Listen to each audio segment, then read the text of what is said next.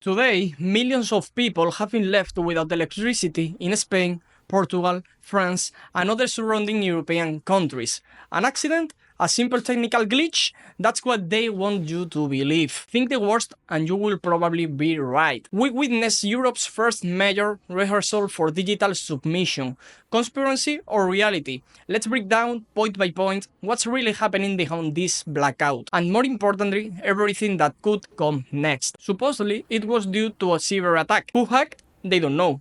From where? Also unknown. For what purpose? Even less clear. Coincidence? A random glitch in Europe's electrical system? No. For over 2 years now, the European Union and NATO have warned that the next big threat would be a cyber attack on critical infrastructure. Electricity, water, telecommunications, banks. In fact, in November 2021, the World Economic Forum simulated an event called Cyber Polygon, a global crisis caused by cyber attacks targeting energy and financial systems. Now, in 2025, that simulation seems to have leaped from the drawing board into real life. Just a few weeks ago, they were telling us about the recommended survival kit.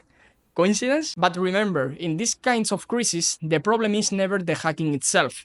The real problem is what solution they impose afterwards. When the lights go out, fear switches on, fear paralyzes, fear subjugates. Fear makes the masses accept anything that promises security. Are you afraid of not being able to pay? They offer you the digital euro. Are you afraid of losing your savings? They offer you your guaranteed digital banking. Are you afraid you won't have heating? They offer you ration green energy. Are you afraid of losing your job? They offer you state-dependent employment because those are the ones living best.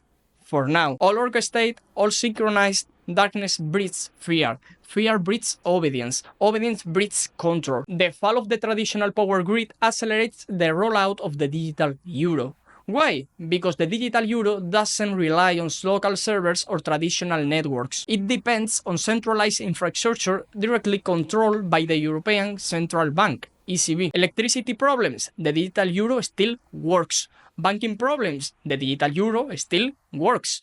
After a blackout, the natural reaction is, what if everything collapses again? How do I pay? How do I ensure my money is safe? It's fear, uncertainty. And then the system will offer the digital euro as the solution, because the digital euro doesn't depend on individual private banks. The digital euro is directly backed by the European Central Bank. Even if local system fails, your funds are centrally guaranteed. There will be government backup nodes. Limited offline payments will be possible with digital wallets that sync later. If you translate this, you will sacrifice control, privacy, and autonomy in exchange for a false sense of security. The new message will be, our financial system is obsolete. Traditional banking infrastructure can't withstand cyber attacks. Physical money can be protected. We must implement resilient, agile, trackable digital payments. How to fix it?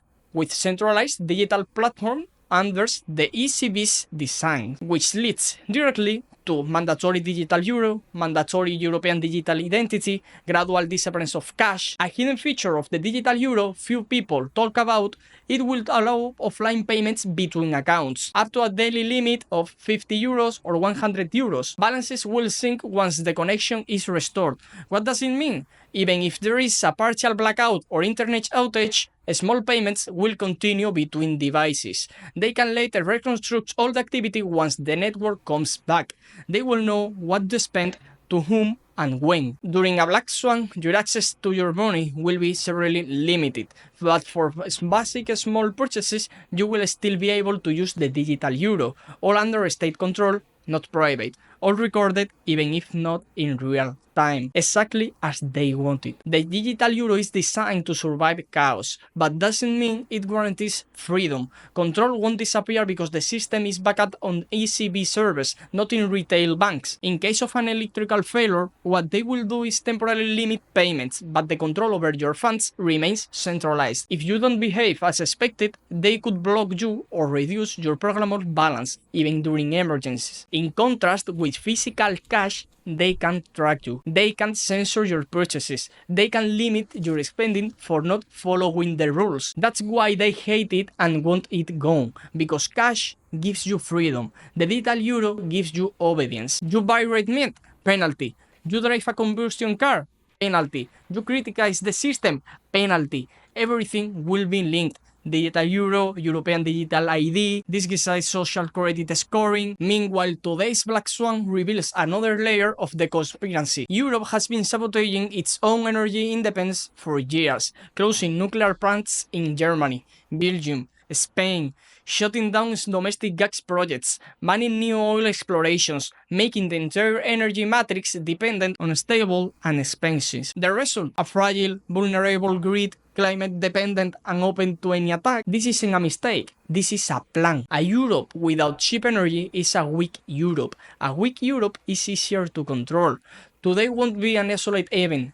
Prepare to see scheduled blackouts in neighborhoods, cities, or regions, selective power cuts in not essential areas, energy access restrictions based on your responsible citizen level, internet limitations in certain areas to save energy, all under the banners of green transition and national security. The new narrative will be: we must protect the grid, we must share energy, we must adapt to climate change, we must protect ourselves from future hacks. You see the pattern: crisis, fear, pre-established solution. And in the new network, you are nobody without your European digital ID. It's already happening. You have a mandatory digital ID for banks, universities, hospitals, notaries, public portals. You have MiCA law, total control of your crypto movements. You have DAC8, automatic reporting of your digital income. So in the near future, you want to pay, you will have to scan your identity. Want to travel? You will need to validate your social score.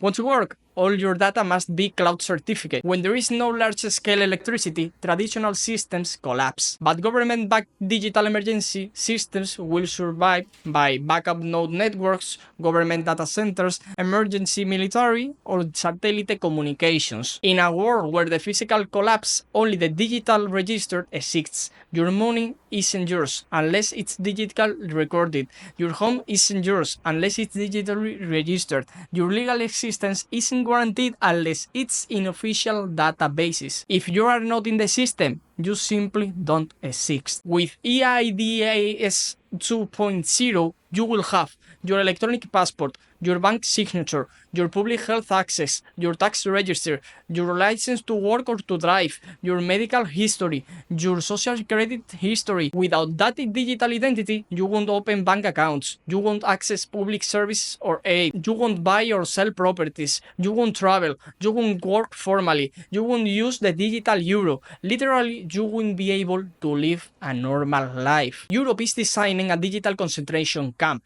Instead of barbed wire, there will be firewalls. Instead of watchtowers, there will be AI surveillance. Instead of guards, there will be algorithms. They will own your data, your money, energy, everything. This probably won't be the last blackout you will see. So my advice is, do not rely on the system. Always keep cash available.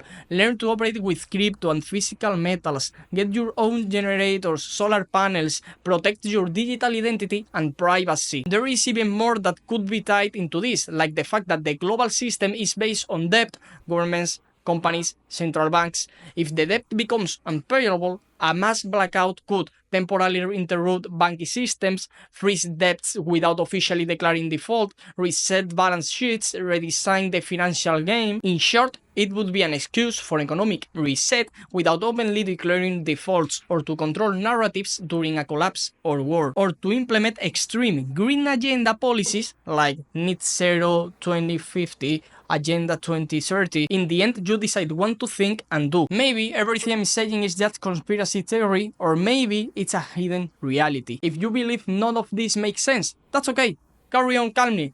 If not, start thinking about what you will do. I'm preparing myself with these residency permits in other countries, new citizenship, new passports, new opportunities. So if I can help you with anything, you will find all the information in the description. I'm Victor, best regards.